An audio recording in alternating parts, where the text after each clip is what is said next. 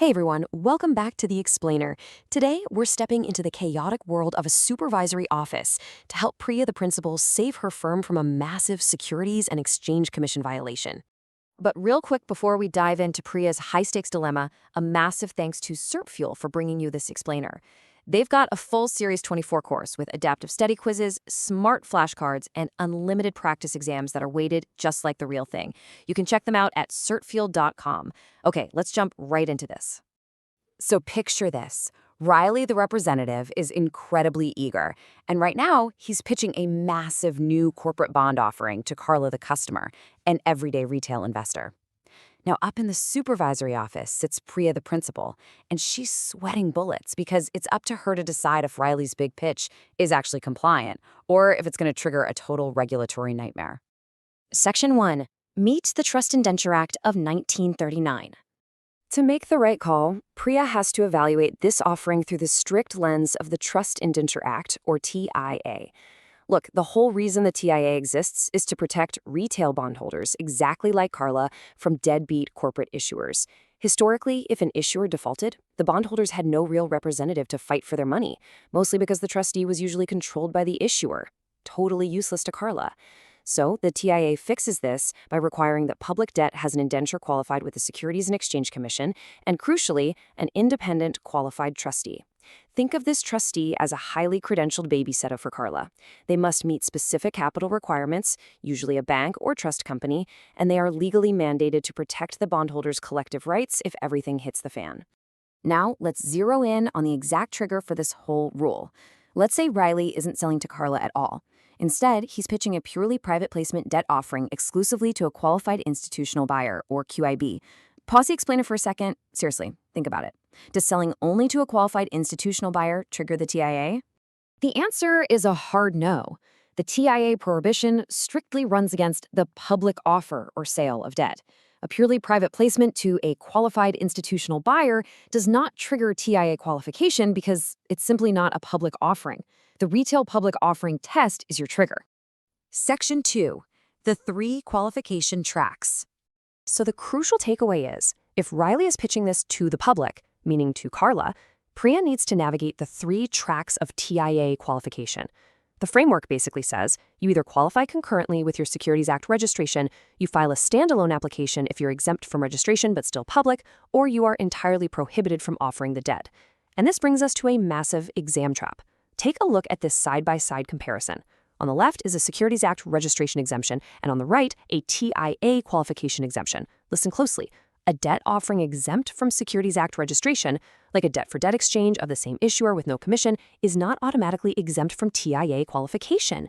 The two regimes do not share an exemption framework. You have to analyze them separately. If it's a public offer, the TIA reaches it, no matter its Securities Act status. Do not conflate these two on exam day. And that leads perfectly into our next exam trap for registered debt: concurrent qualification. For debt securities being registered under the Securities Act, the indenture is qualified concurrently. That literally means simultaneously. So here's the trap. Qualification of the indenture and effectiveness of the registration statement occur at the exact same moment. One cannot lag the other. A registration statement that becomes effective without an attached qualified indenture is procedurally deficient. Carla needs both disclosure and enforcement at the exact same time. Section 3. Qualification filing forms. So what kind of paperwork does Priya's new product review committee actually need to see? This table breaks down the 3 forms you absolutely must memorize.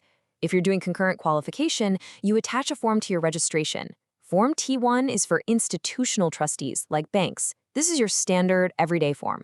Then there's Form T2, which is for individual trustees. These are rare unicorns. The Securities and Exchange Commission heavily scrutinizes Form T2 because individuals generally lack the resources for active enforcement. Finally, Form T3 is your standalone application. If your debt is exempt from Securities Act registration but still subject to the TIA, meaning it's public, you file Form T3. It has no automatic effectiveness. It only becomes effective on the date set by the SEC. Section 4. Small issue exemption thresholds. But wait, Riley kicks the door open and argues they don't need to file any of those forms because the offering is small. He insists it's exempt. Well, Priya has to check her exemption rules to see if he's actually right. The TIA does indeed have a small issue exemption. A debt offering is exempt from TIA qualification if it has an aggregate principal amount of $10 million or less. Lock that number in your brain, $10 million. But that number doesn't exist in a vacuum. That $10 million limit is tied directly to a 36-month time frame. And here is a brutal exam trap. That $10 million 36-month threshold is a rolling period, not a calendar period. And it aggregates multiple offerings. It is not per offering. Let's say Riley previously issued $4 million in debt and then another $4 million. If his new pitch is for $3 million, that crosses the $11 million mark in that rolling window.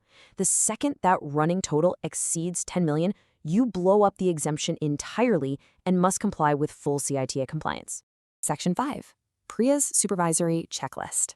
So how does Priya actually prevent a documented supervisory failure? Look, a firm that underwrites a corporate debt offering without confirming TIA qualification fails outright, even if everything else is perfect. So Priya relies on a strict, systematic checklist.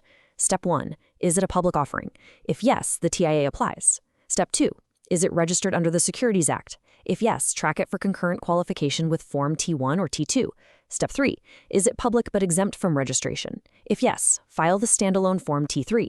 Step 4, does the $10 million over 36-month rolling exemption apply? If yes, no qualification is required, but you better be tracking that rolling total like a hawk.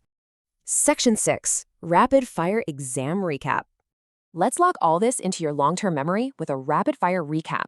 These are the absolute must-know points for your exam. First, the TIA protects public retail bondholders with an independent qualified trustee. Second, a Securities Act exemption does not automatically equal a TIA exemption. Third, concurrent qualification is strictly simultaneous. Fourth, the small issue exemption is $10 million aggregate over 36 rolling months. And fifth, memorize your forms. Form T1 is for institutions, Form T2 is for individuals, which are rare unicorns, and Form T3 is a standalone application for unregistered public debt. By sticking to her systematic checklist, Priya safely navigated Riley's overenthusiastic pitch and saved the firm from a major regulatory disaster. The rules might seem clear, but the traps are always hiding in the details. So the only question left to ask yourself is this. When you sit down for your exam and they try to hit you with a debt-for-debt exchange or a 36-month calendar trick, will you be ready to spot the traps? Keep reviewing, keep practicing, and we'll catch you in the next explainer.